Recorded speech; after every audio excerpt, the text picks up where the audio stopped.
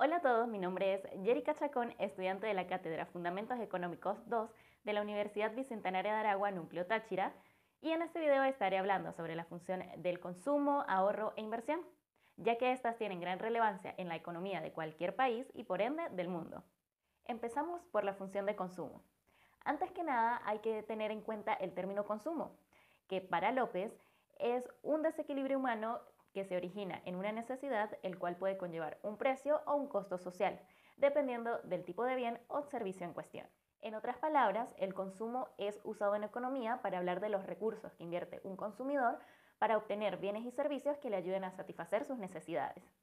De aquí que se entienda que los ingresos que percibe dicho consumidor sea el presupuesto de consumo que maneja y que los bienes en los cuales emplea esos recursos dependa de el precio del bien, el precio de los bienes sustitutos, el ingreso disponible y los gustos y preferencias que tenga. Por lo que no solo el precio del bien es importante, sino también el precio de aquellos productos que sean similares, que tengan características que se le parezcan y que puedan sustituir al primero. También, qué tanta cantidad de su ingreso puede emplear en el consumo de algún bien en específico y también la parte psicológica de si el bien le gusta o no.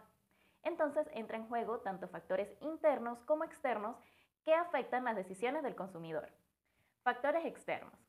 Los primeros son los factores culturales, ya que el ser humano es un animal social que se acomoda a las normas generales del grupo en el que convive y dependiendo de este tomará decisiones sobre qué puede y qué quiere consumir. Y también los sociales. Estos hacen mayor enfoque a que el individuo quiere pertenecer, sentirse parte de un grupo y por eso toma grupos de referencias y la familia también influye en las decisiones que toma. Factores internos. Están los psicológicos y los personales. Para los psicológicos se toma en cuenta la personalidad del individuo, las motivaciones que lo mueven, las percepciones que tiene de un producto, el nivel de educación que posee y las actitudes que componen su carácter. Mientras que los personales, aunque complementan a los psicológicos, hacen mayor énfasis en datos como la edad, la ocupación, circunstancias económicas y estilo de vida del consumidor. El consumo está directamente relacionado con los ingresos que recibe un país, ya que el consumo es una parte significativa y relativamente estable de lo que se conoce como PIB, el Producto Interno Bruto. Recordando que el PIB es uno de los indicadores macroeconómicos que permiten identificar si la economía de un país está creciendo o está en un proceso de descenso. Es por ello que el consumo debe ser analizado cuidadosamente. Por esto, durante muchos años se han desarrollado algunas teorías que permiten estudiarlo. Dentro de las más importantes están la función de consumo keynesiana, que según Ramos consiste en afirmar que existe una relación estable, previsible y positiva o directa entre el consumo y la renta disponible. Si las familias disponen de más renta, desearán comprar más bienes y servicios. En cambio, a menor renta disponible, menos deseos de consumir. Esto quiere decir que Keynes sostenía que aunque existiesen otros factores que pudieran ser determinantes en el consumo, el más importante es la renta disponible y los demás pierden relevancia. La función matemática que desarrolló Keynes es C igual a C sub 0 más C por YD.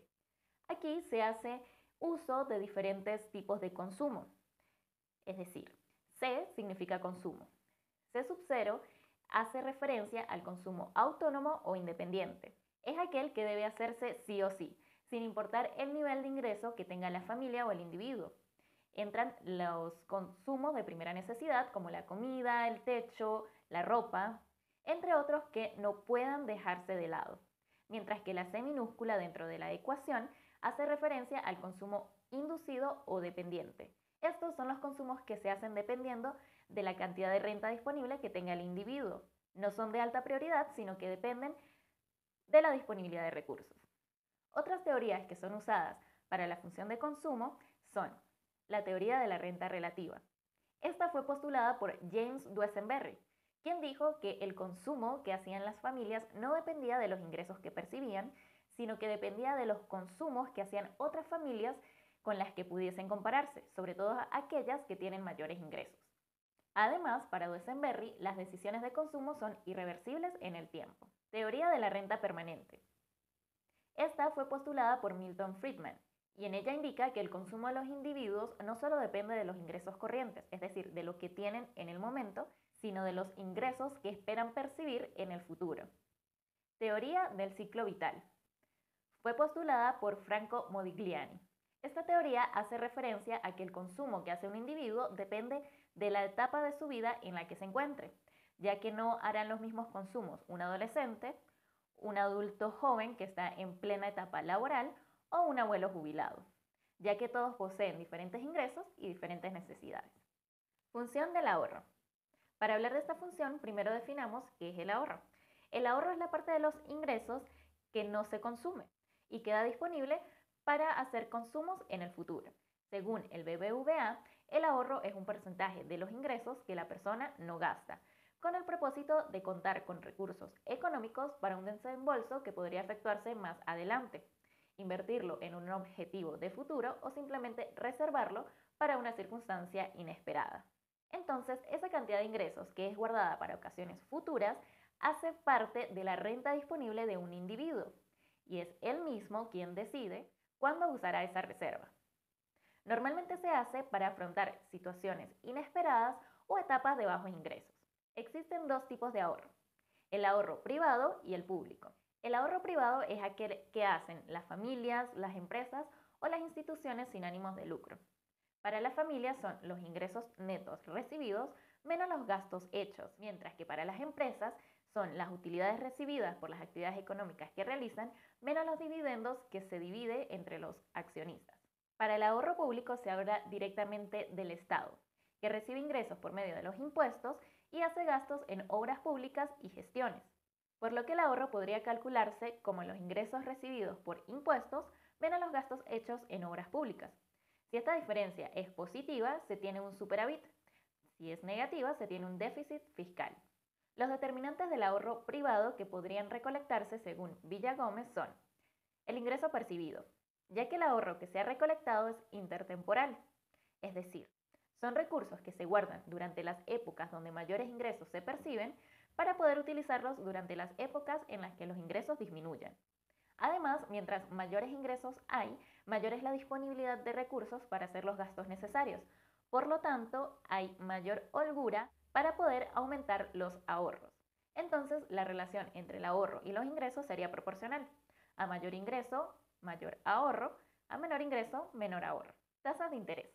El efecto que tienen las tasas de interés sobre los ahorros es un poco ambiguo, ya que si bien al aumentar las tasas de interés de, por ejemplo, una cuenta de ahorro en un banco, se necesitan menos recursos para obtener los mismos beneficios, se dice que el ahorro disminuiría, ya que se coloca menor cantidad de dinero en el ahorro. Sin embargo, el individuo puede pensar que es mejor colocar mayor cantidad de dinero para obtener mayores beneficios a futuro. Entonces, en ese caso, el ahorro aumentaría. Así que el efecto que tenga la tasa de interés depende del individuo y de otras variables. Restricciones de liquidez. Hace referencia a las posibles situaciones en las que los individuos no sean capaces de entrar a los mercados de capitales para financiar parte de su consumo. Entonces, el ingreso actual será la única fuente de recursos para hacer los gastos necesarios, por lo que el ahorro será disminuido. Inflación e incertidumbre inflacionaria. Esta relación puede verse desde dos ángulos diferentes. El primero es que al tener una pérdida de riqueza debida a la inflación, el consumo debe disminuir y en términos solo de números como tal, el ahorro aumentaría.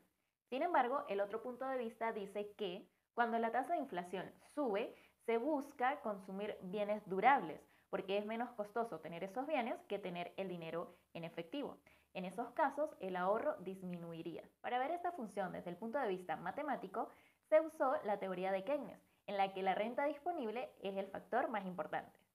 Entonces se obtiene la función siguiente. Ese sería el ahorro. Ahorro igual a la renta disponible menos el consumo. Así que haciendo todos los arreglos matemáticos y las operaciones que tenemos, llegamos a que el ahorro S es igual a S sub 0 más S minúscula por la renta disponible. S sub 0 es un número negativo que representa el endeudamiento o disminución del ahorro, es decir, son los recursos que se usan para hacer los consumos autónomos. Recordemos que son los que sí o sí deben hacerse porque son necesidades básicas. Y S es la propensión marginal a ahorrar. Esta es la parte del ahorro que depende directamente de la renta disponible. Función de inversión. Según la Asociación de Supervisores Bancarios de las Américas, La inversión es el proceso de efectuar colocaciones de dinero con el objetivo de obtener un beneficio o ganancia. Es decir, se hace uso del dinero que se tiene actualmente para estimular un proyecto o una actividad económica que deje un beneficio a futuro. Es decir, coloco el dinero ahora, recibo los beneficios luego.